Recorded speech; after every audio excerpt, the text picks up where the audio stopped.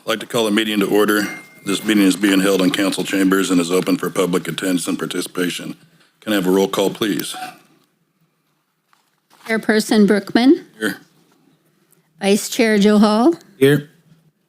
Commissioner McFarlane. Here. Commissioner Blankenship. Here. Commissioner Sluter. Here. Thank you. I'd also like to make it known the City Attorney Michelle Hernandez is present in tonight's meeting. And Commissioner Blankenship, can you lead us in the pledge, please?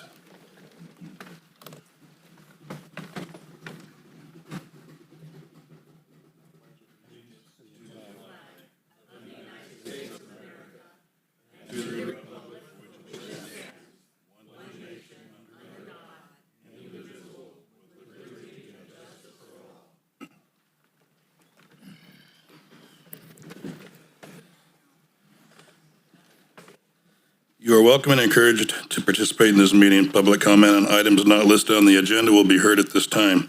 Comments on controversial items may be limited, and large groups are encouraged to select representatives to express the opinions of the group. Written request. Members of the public submitting written requests at least 24 hours prior to the meeting will be normally allotted 5 minutes to speak. Do I have any written requests? We have none. Hearing none, I will move on. Members of the public may address the Planning Commission on items of interest that are within the city's jurisdiction. Individuals addressing general comments are encouraged to limit their statements to 3 minutes. Do I have any comments from the public? Seeing none, I will move on to Planning Commission business. Agenda modifications. Is there any interest in modifying the agenda?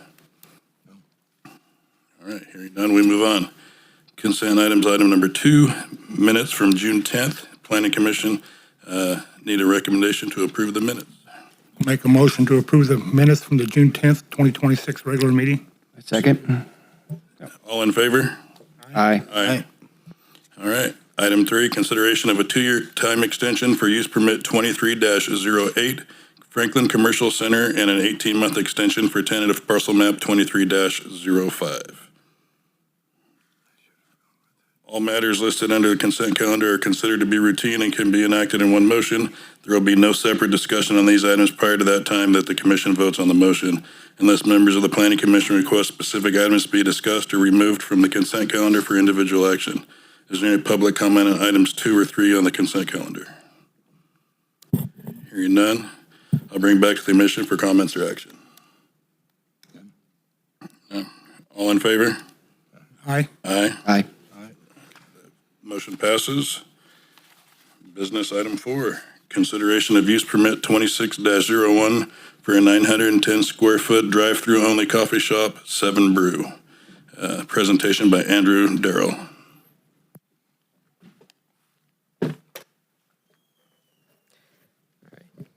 Good evening, Commissioners. Tonight we'll be taking a look at the project, which is a proposed 7 Brew coffee shop.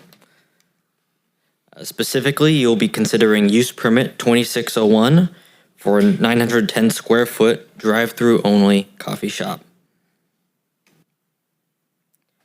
So here you can see the project site is located on 0.7 acres within the Yuba Sutter Marketplace complex.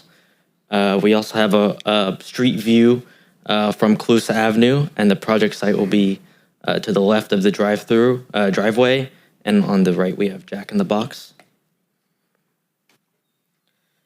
So for some project history, back in September of 2022, the subdivision of the parent parcel, which the project site sits on, was approved, which placed a Hobby Lobby and enterprise car rental on parcel A, and leaving parcel B, which is just additional parking for future development.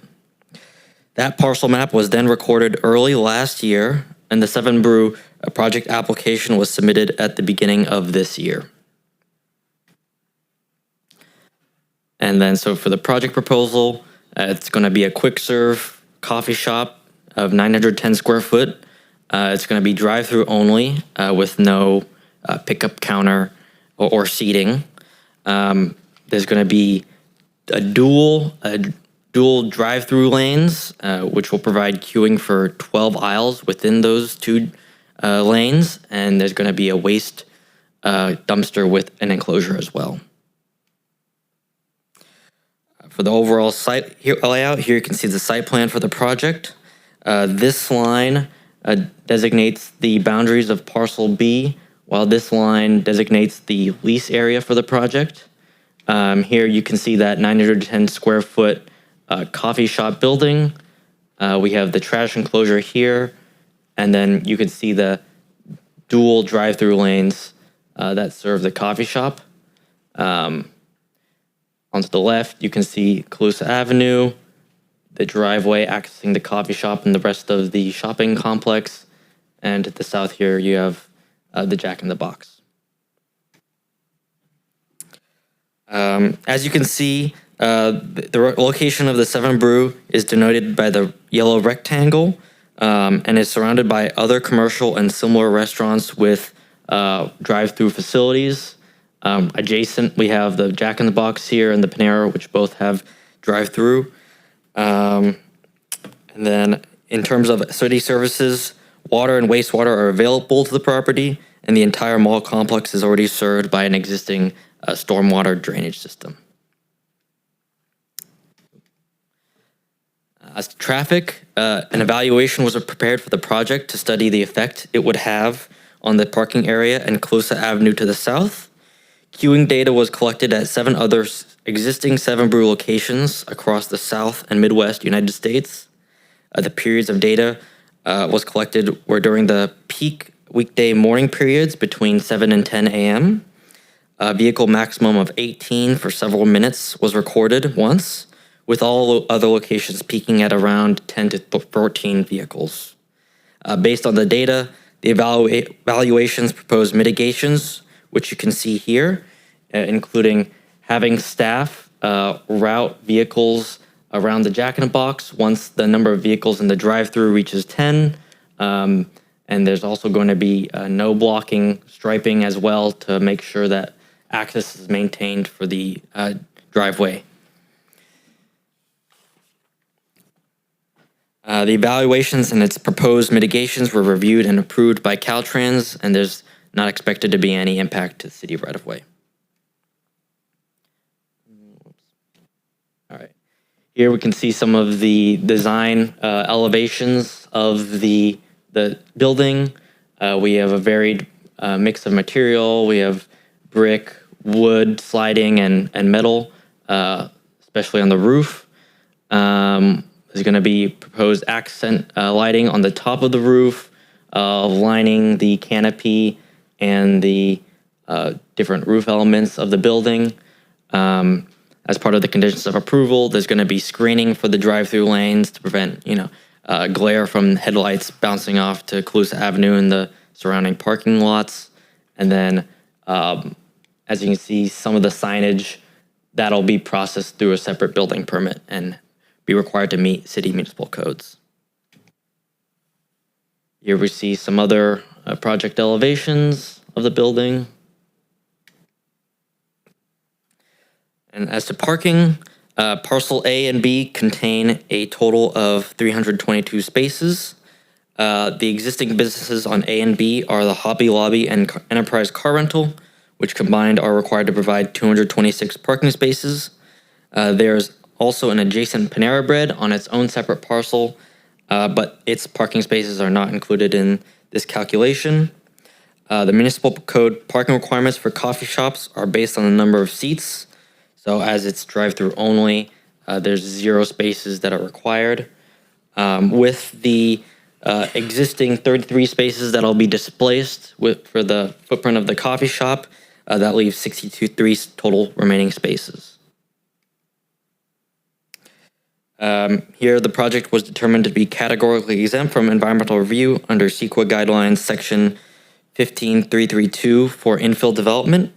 The evidence for the findings listed on the screen, besides being discussed in this presentation, are also found in the staff report. And then here we have the findings for use permit, and these are listed in the resolution.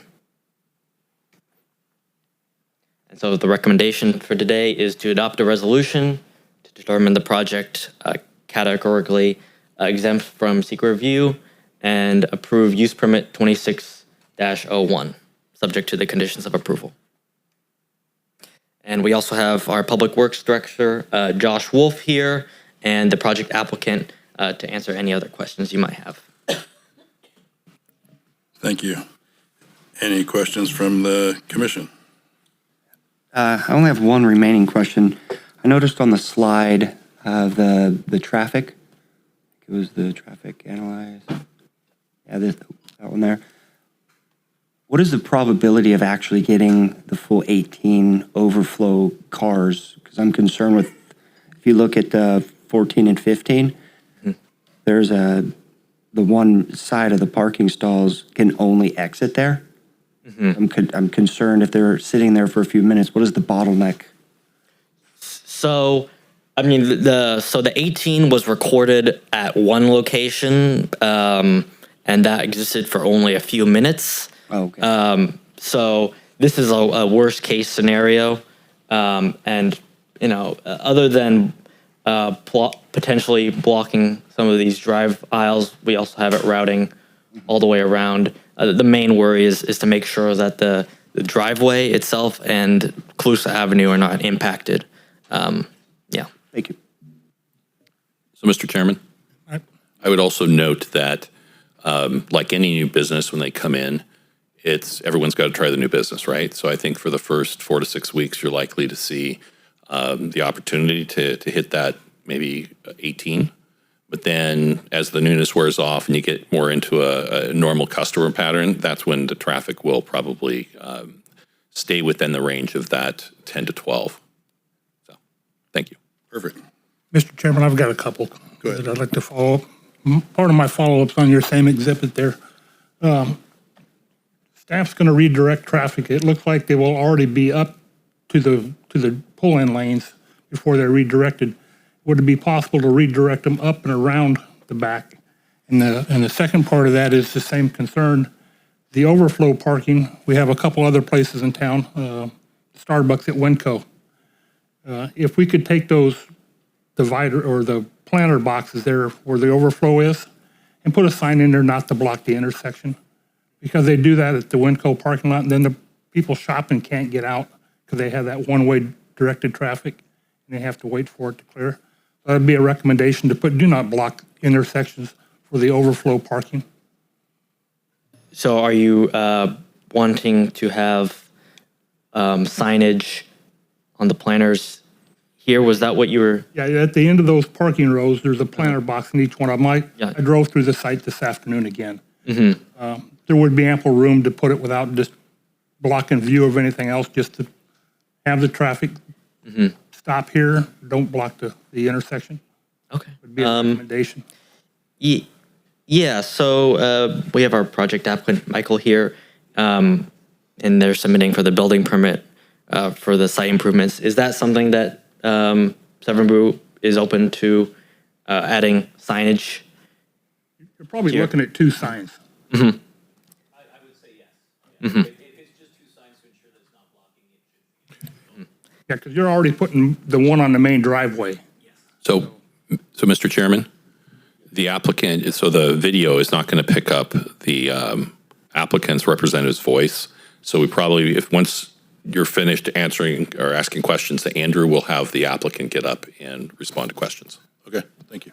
Yeah, and I would also say is that once the drive-through reaches 10 cars, so proceeding before the drive-through is completely full, the staff will go out here to redirect traffic. And I assume as part of that, when people are rolling down their window and they're trying to speak with customers, that'll be some of the instructions they'll give is to not block the drive aisles and the driveway. Yeah. Okay. For the chair, I have one question too. I don't see any parking space for employees. How many employees will there be, and is there a specific designated area for them? Yeah. So let me see if I have. So as you can see here, for the entire both parcel A and parcel B of the parent, subdivision of the parent parcel. Doing the calculations, there are 63 remaining spaces. And so there's going to be a max or approximately 8 workers at a time working at the location. And so even with the 8 workers, there's still ample amount of parking, and there is parking as well as part of the lease area for the property for the workers. Yeah. Thank you. All right, any further questions? Yep. Hearing none, I'd like to open the public hearing. Any comments from the public? All right, I'd like to close the public hearing and request a motion for item 4. Yes. Did you wish to hear from the applicant? Yep. My apologies. Can we have the applicant speak, please? And answer some questions up here to the dais and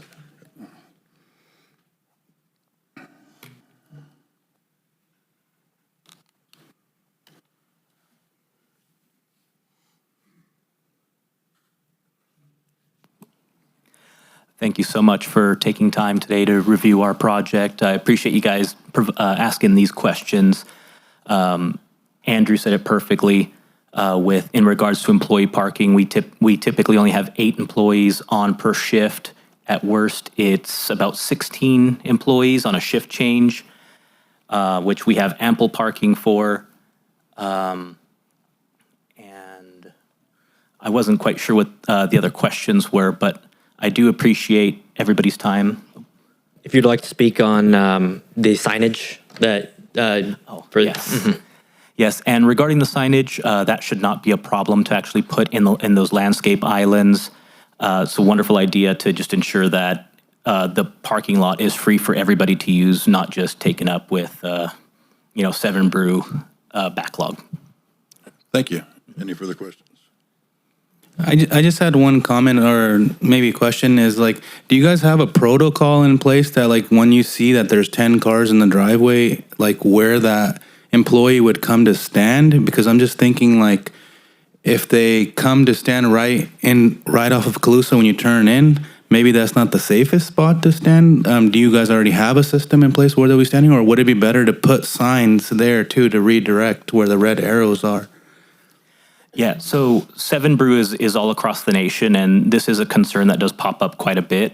So we've gotten really good at figuring out the best way to make this work while keeping employees safe. So we do provide a map similar to the exhibit that's provided that shows, hey, this is where you should be stood. Here's the whole procedure on how to keep yourself safe. Employees that go and handle traffic are given a nice, bright safety vest to ensure that they are seen.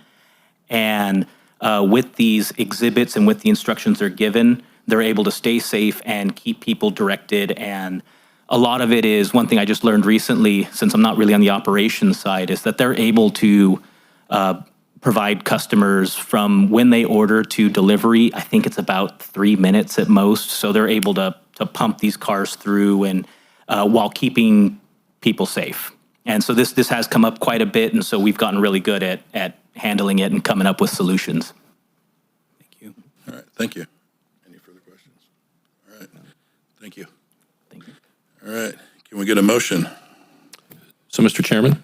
Yes. Is it the commission's interest to add a project condition to the use permit regarding the signage? I'm assuming that would probably be up to the motion. I'm hoping at this point. We could certainly whip up some language if that's the commission's interest. Yes, I would be interested in having that added into Okay. the process.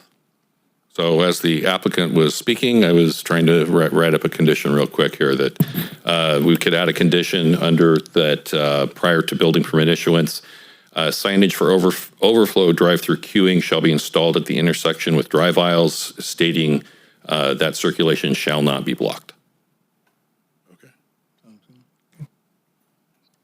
Is that sufficient for the That commission? works. That'll work, yeah. With that said, can I get a motion on that? I motion to, let me get that.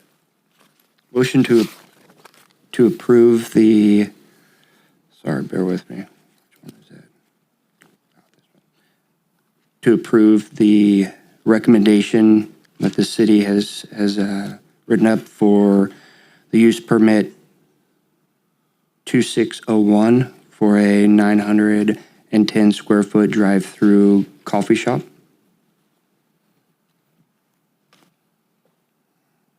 All right, do we have a second? I'll second. With the included, or the discussed amendment.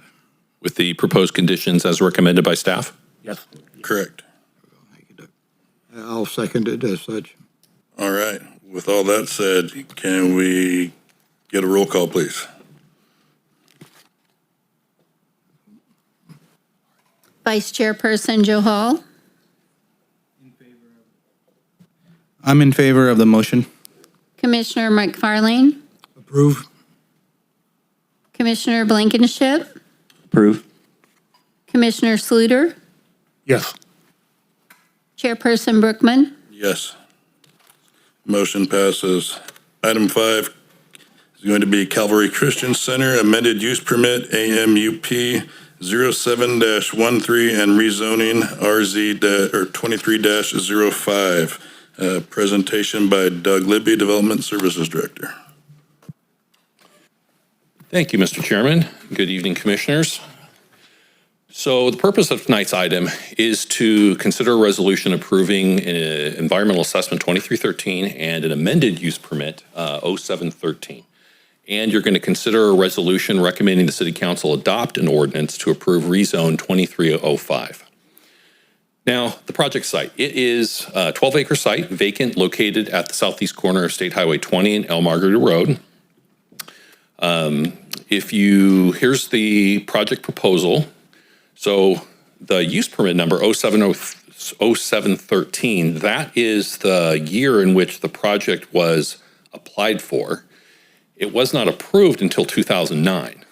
So it's applied for quite some time ago, but it was extended many times. So if you look at the table in the lower left corner of the screen, it kind of goes through the phasing, the square footage, how it's changing. So the main building originally was 80,000 square feet, going to be scaled down to 53,480. Number of seats, substantially less, over 2,000 down to 1145. The proposed K through 8 school is looking to increase from 16,380 up to 23,105 square feet. And the parking is looking at being reduced from 612 spaces to 417 spaces. Here's some of the renderings from each direction. You can see this particular rendering. It looks like it's going to be a beautiful building. So staff has added a couple new conditions. Condition number 5. So the wings of the building that are visible from the north, that's from State Highway 20 or Colusa Avenue, and west along El Margarita Road should be visually enhanced and reflect some of the same design features of the front of the main assembly area and lobby areas. These enhancements could include a number of things, such as articulation, darkened window trims, vertical and horizontal lines. There's a number of things you can do that are not necessarily high in cost. We're also looking for installing decorative screening of the exterior HVAC systems to be incorporated. We're also looking at condition 6 regarding a final landscape plan. So the current draft landscape plan, it doesn't fully meet the city standards, but that's okay at this point. It's a draft landscape plan, but the final one needs to meet the full shading requirements, planting types, planting strips, as required by the municipal code, as well as complying with our water efficient landscape requirements, which come to us from the state. So the rezoning. The site is zoned office commercial today with what's called an X19 overlay zone, and they're proposing to take off that X19 zone. So a little history on that. That was actually put on the property before the land was actually annexed into the city in the early part of the 2000s. And so it was done at a time where the city didn't have a lot of the current standards it has now in place. And so over time, As the city has gotten new programs and new requirements in place, the X19, frankly, has become more irrelevant, frankly. Some of the things is we have updated road fee. We have our 2040 general plan. We have a 2021 cumulative traffic forecast and operations analysis. And we have studies that were completed and associated with the El Margarita master plan that was ultimately not adopted. So over the last several years, there have been several projects that have actually had that X19 removed. One of them is a parcel map application that was approved just to the east and is just west of the Jeep dealership. So that took that property to a commercial and removed the X19. You remember the recently completed Sutter County Superintendent of Schools training center over off of Harder Parkway. That also had the X19 as part of their entitlement. They came through and asked the city to remove the X19, which were ultimately approved by the city council. Last, you might recall, I think it was in September of last year, the commission approved the Ridge Estates subdivision. That's to the south of this project site. There we go. Right here.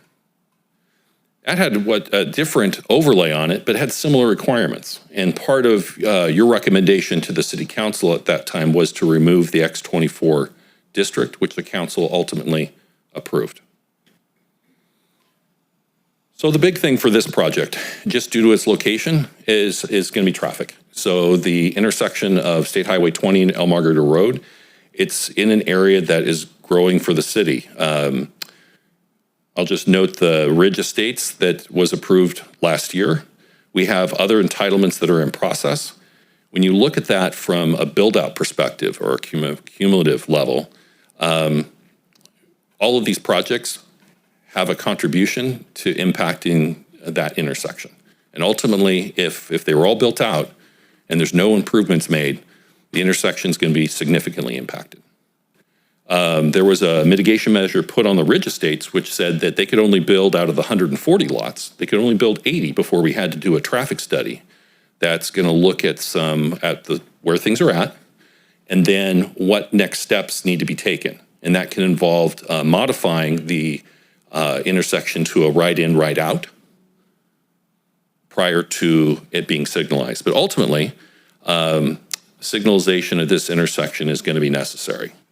So prior to building permit issuance, a condition's been added to this project that appropriate intersection improvements must be constructed at El Margarita Road and State Highway 20, or as approved by the city and Caltrans. And the intersection improvements ultimately implemented will be determined through Caltrans intersection safety and operational assessment process, wow, that's a mouthful, to be completed by the applicant or city prior to Caltrans encroachment permit issuance. So with approval, if the commission were to take action to approve this project, there is a limitation. There's steps that still need to be gone through in order to allow this project to become a reality. So compatibility. Bordering uses, you've got State Highway 20 to the north, you've got residential north of that. To the east, we have commercial property. And to the south, we have a high school. And to the west, we have residential, as well as El Margarita Road. And then there's some more industrial and there's church uses further to the west. City services are available to be provided to this property, sewer, water, and drainage. It says drainage to Live Oak Canal. It's basically connected into city system and conveyed to the Live Oak Canal. So the conditions have been updated. We did update condition number 28 to reflect that the X19 combining district will still be in force until the zoning change is approved by the city. Well, what that means in English is if your commission were to take action to approve the use permit, the rezoning still moves forward to the city council. And if they deny it for some reason, then the X19 would still be in place.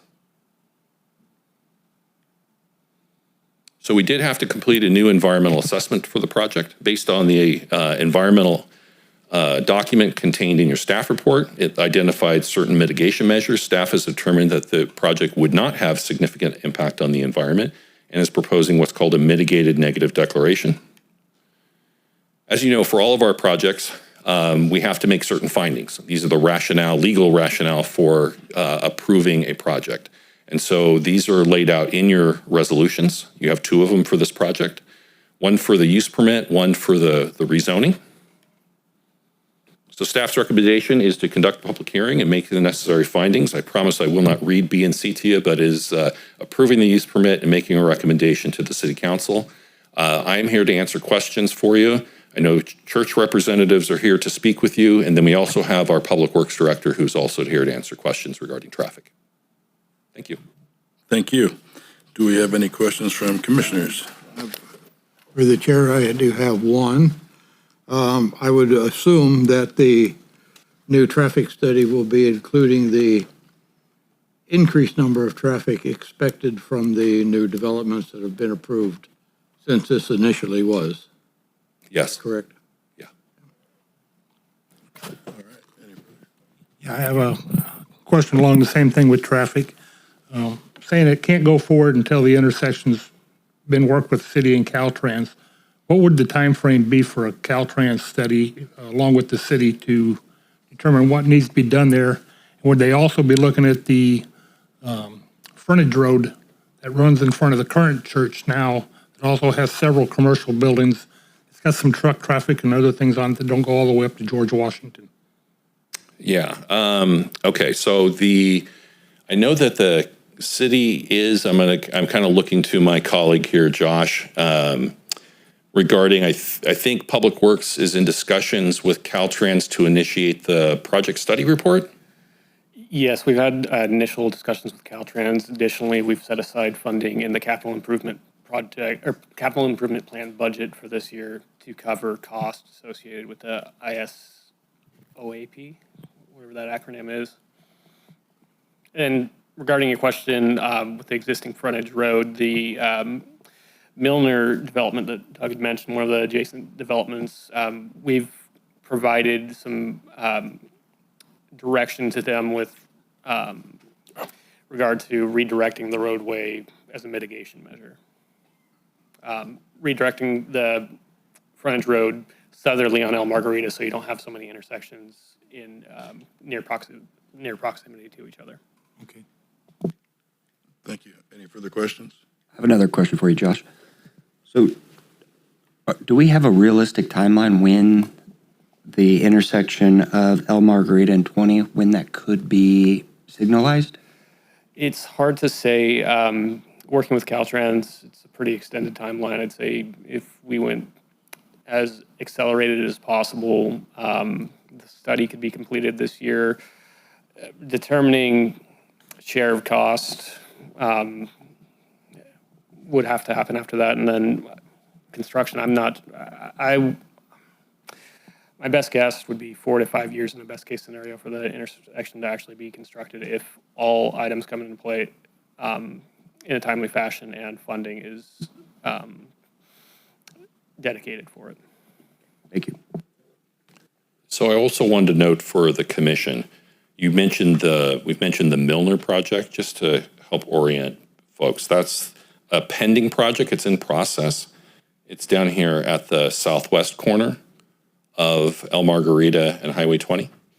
And so I don't want to say too much other than I think long-term as growth continues to happen, one of the things that impacts that intersection is the odd connection of the frontage road in with El Margarita at that point. And when you have growth happening, it's just not good for traffic flow. So we are working with the Milners on some potential long-term traffic solutions that would really benefit that area in the long term.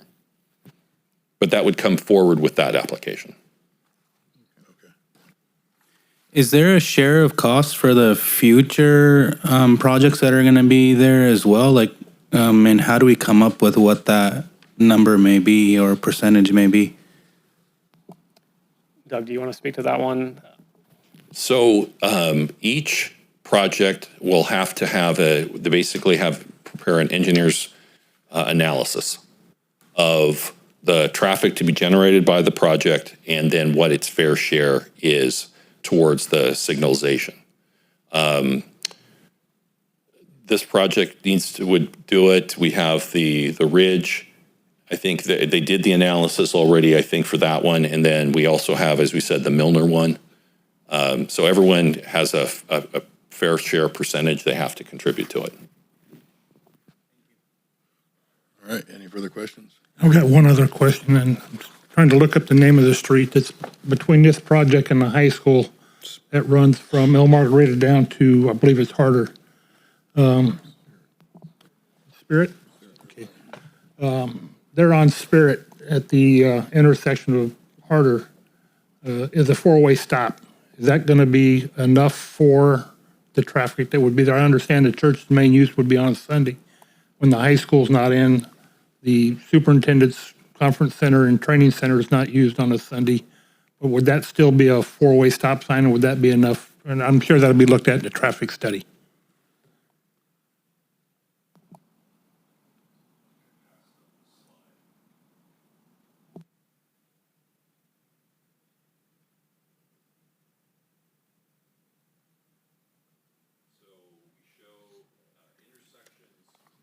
Intersections impacted Spirit and El Margarita, Franklin, El Margarita. Josh, can you speak at all to that intersection of Spirit and Harder? Without having the traffic study in front of me, I couldn't say, but it seems that that one isn't impacted, and based upon the traffic there, I don't believe it would warrant a signal, but without having the traffic study in front of me, it'd be hard to say. It was not one of the recommended mitigations in the traffic study for this project. Because it would be anybody that would be coming out of that church parking lot and making a left to go, say, come back to South Yuba City rather than go to El Margarita and out to 20 to come around would be, I would think that would be their egress route out. And that's why I'm asking the question on that intersection. Yeah, it was, I can tell you in the original project conditions from '07, that was one of the intersections that was included. I can tell you that not only, so part of, they pay a fair share for the signalization of the intersect of Highway 20 and El Margarita, but they also have to pay the road impact fee, which goes into a pot, which then allows the city to make improvements where needed in the city. And so as part of their development, yeah, they would end up paying the road impact fee. And that does go into allowing for those future improvements to be made when determined necessary. Okay. Any more? I have a question for Calvary Church representative. We're going to get up and speak here in a minute. We'll open the public hearing. I apologize. No worries. All right. I'd like to open the public hearing. Anybody from the church like to speak? All right. I will close the hearing, and can we get the representative from the church to the podium up there so we could ask some questions?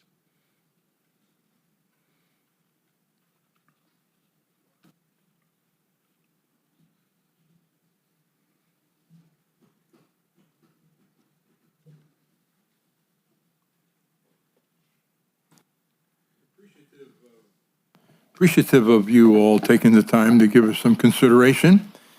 And just a couple of things we'd like to mention. We've been in the community for over 60 years, and church has had a significant impact on what goes on in terms of raising the standard of morality and teaching and principles of how to live in right relationship with God and with one another. And I think that's an important matter for a community to recognize the impact of spirituality in the lives of the people and the constituents of a church. Related to the practicality of what we're doing, the significant impact on traffic would be not too much different than it is already. Our peak times are generally, as pointed out, on Sundays. That's off-peak for all the other businesses and school around us. If you've been anywhere near El Margarita and 20 during school times, public school times, you'll note that it's not the church that's creating the backlog on that intersection. It's pretty much parents and students coming and going from the high school. Our impact is, like I said, primarily restricted to Sunday. We do have a Wednesday night service for our children and youth, and once again, that's off-peak. That doesn't start till 7 p.m. on Wednesday nights. So once again, our traffic is limited. Next to us, going west, of course, we've got some commercial businesses, and they create far more traffic during those times of the week when we are open in terms of our offices. Much more traffic on the frontage road and intersection going into El Margarita and Highway 20. So just to get kind of a perspective, we're probably some of the least impacting on that intersection of any of the entities that already exist or may arise in the future. You might note that part of the parcels that we have previously owned have been sold to a automobile dealership, and their intention is to build some automobile dealerships on that adjoining property to us. And once again, their impact will be dynamically during the week more than our impact. So I just want to say to everybody here, the changes that get made other than the aesthetics and where we're actually located in terms of impact around us are going to be minimal. And we don't create those traffic jams. Sundays it's pretty easy to get in and out of our property. Also, I wanted to make note on some of the conditions related to this permit, that it states on page number 3, under condition number 3, that our use permit would begin July 8th. May 13th, and this is July 8th. So not to be picking things apart too carefully, if we get approval, we'd like it to start on July 8th rather than go back to May 13th. So we could enjoy those extra 40 days just in case we need them. We'd appreciate that. I was a little concerned, and some of my team here, I think, as well, a little concerned about a mention of some impact on Lassen and Tharp. And I'm not sure what that refers to, going all the way back to the end of the stack of documents that we received. What our requirements would be related to that project or whatever project's going on way back there, south of us. Which condition was that? We're going back all the way to the back of the packet that we received on page 9. It talks about southeast corner of Calusa Avenue.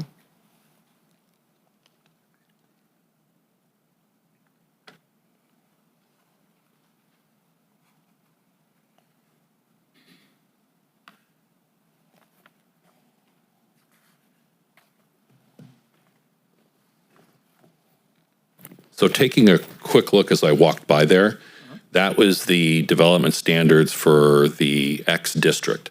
Okay. The X district is quite expansive, so it covers more than just your individual parcel. Okay. So it doesn't affect, we're proposing to take that away. Yes. So if that's lifted by the city council, then that has no bearing on that. That's correct. Okay. Any questions that you might have for me? I was just curious I know this project has been in the works for about 17, 18 years. I was just curious, have you guys gotten secured any financing for it? We've been raising funds the entire time. I'm very aware of what goes on in the world that I'm a part of simply because I've been a part of it for 5 decades. It's very easy at times for leadership of a church to kind of jump the gun when they have an exciting project they want to get built. And a lot of times in doing that, they mortgage themselves beyond their capability of making payments. We've determined from the beginning to do the very best we can to avoid that kind of failure. We've been raising the funds so that we can, for the most part, build phase one without having to mortgage ourselves to do it. Between what we have been putting back and the sale of the adjoining property to the Yanni Corporation, those are the people that run the automobile dealerships, and then, of course, our current property that would be up for sale once Yanni has fully paid us for that property, we should be in a good position to get started. I can't tell you a time frame because Yanni's payments are coming due pretty quickly, and I don't control when our church can be sold, although we have two interested parties that would like to investigate its purchase. Again, once those come together, then we are good to go with phase one. We should be in a roll pretty quickly at that point. What I want to avoid is the catastrophic mistake that many have made, starting a project they can't finish. And then you got this horrible situation going on that's an embarrassment to not only the church community, but also our community at large, to have a project incomplete and not able to be finished. So we don't want to do that. We want to be able to get that phase up without a problem. Hope that helps. Thank you. Yuba. Yeah, I have one comment for you, sir. Definitely we appreciate your contribution to the community, et cetera. And as it is, your expected usage would be Sunday and Wednesday evening, I believe you said. The use permit, however, as it stands, does not specify that that could be the only time. Right. So that is one of the concerns that we have to kind of balance here, and Sure. it's what predicates some of the questions that we have and the concerns. Yeah. Is that should you decide to have a meeting on another day, there's nothing to prevent you from doing that, and then we could have that potential Yeah. traffic problem. So that is part of what we are considering as we balance this out for you. Understood. And that's a reasonable comment related to what we do on our campus. Most of the time, if we do something during the day, it's a Saturday. Once again, simply because that's the best day for people doing what we do to gather together. They have the liberty and the freedom. A lot of families, everybody has to go to work during the weekdays. So it's pretty difficult for us to schedule something that would challenge those hours of normal weekday events. So if we do something on a day other than a Sunday and a Wednesday night, again, it probably would be in the evening after the dinner hour, simply because of the dynamics of what we do and the people that we do those things with. It would be a rare occasion, although it could happen, of course, but a rare occasion we would schedule something during a weekday that would have significant impact. Yeah. Chairman, I got one question. Your K through 8 school, I believe, is in phase 2 of the project. What were you looking at and possibly thinking between the completion of phase 1 and the start of phase 2? And how many students are we looking at in traffic for drop off and pickup during that time frame? And will there also be an after school like daycare there that would move some of the traffic towards parents getting off work and then picking them up later in the afternoon on that? Yeah. Currently, we have a preschool on our campus, which we would also have on the new campus. Due to the changes in the laws here in California, where preschool now is a freebie for families, that's significantly impacted our preschool in terms of numbers and attendance. We can probably handle up to 50 or so preschool students in our construction. And when we were at our peak at our current location, we were somewhere around 30. And once again, the traffic was on and off because parents come at different times with their preschoolers. They aren't locked into one specific time in the morning or in the afternoon. The second phase, if we were to enjoin a school of some sort, other than the preschool, would probably be a slow rise in terms of numbers. Starting a school is a big project. It takes time to develop what you need in terms of credibility with parents, although there are some parents today that are choosing to educate their children in a consortium environment. Once again, where they use a church facility for classrooms and drop off and pick up. In terms of numbers, the capacity would allow us somewhere up into the 70s or so if we got to that point. But initially, the impact would be pretty small. We'd start probably with one class and 10, 12 people at the most to start with. I don't know if that helps. All right, thank you. Any more questions? I do have one question. Like your phase one, do you have any idea when you would actually start that? So, and I'm asking, I don't want to be doing this every 3 or 4 years for another 17 years is the only reason I'm asking. Right. When are we going to start? Yeah, roughly. I mean, 2 years, 3 years, how many years down the road?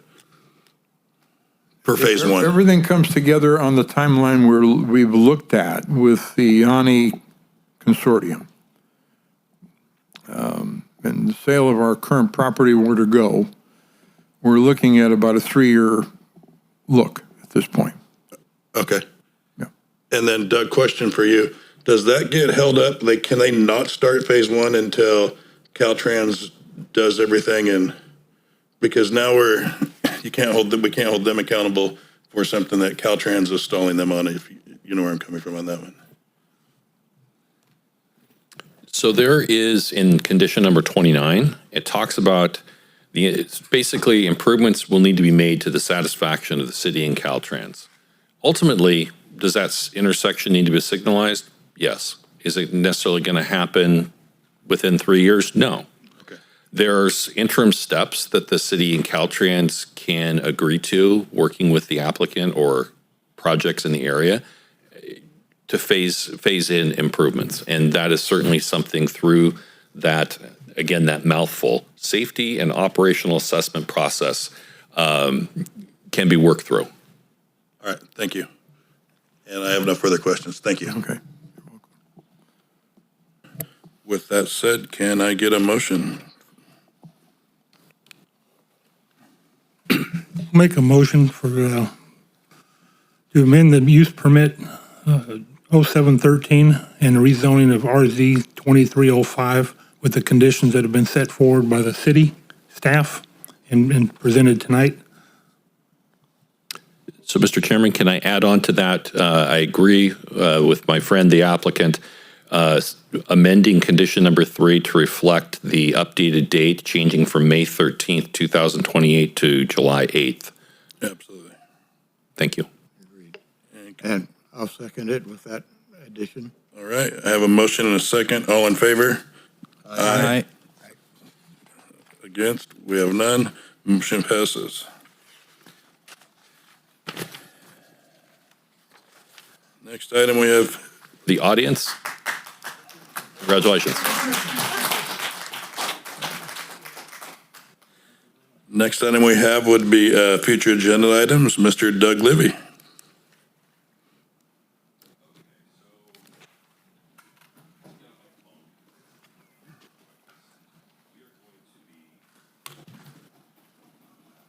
We plan to cancel your July 22nd meeting. So you'll be off that night. We're looking at holding the next meeting on August 12th is what we're going to aim for.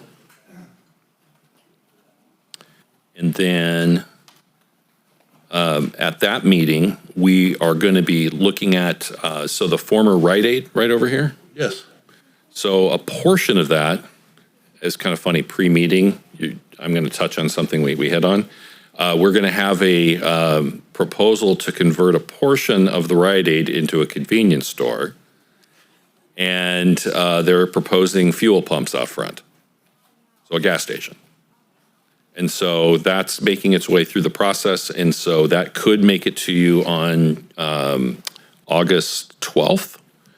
But then I also wanted to, assuming we do that, we would look at canceling your August 26th meeting, but the city is looking at holding, city and the county are looking at possibly holding a joint meeting that evening to solicit public input on some economic development ideas that have been being contemplated recently by the city. As you know, the city retained a consultant called Perkins Eastman. We did some visioning. There was a presentation done by them in front of the council in the first meeting in March. If you haven't gone and seen that meeting, viewed it on YouTube, I would encourage you to do so. So when you watch it, you're going to see certain ideas, certain locations in town where things are talked about, possibly future opportunities. And so we're going to kind of try to vet those a little bit further with the public, possibly on a meeting the evening of August 26th. So I think it'd be great for the Planning Commission, if you're available, to be able to attend and, you know, provide your input. So, so that's what I have for future agenda items. All right. Item 7, we have Development Services Director Report. You know, I Doug Libby again. kind of covered most of it, so we can just kind of combine those two. So nothing further. All right. And next we would have adjournment. So meeting adjourned. Got you out of here, buddy.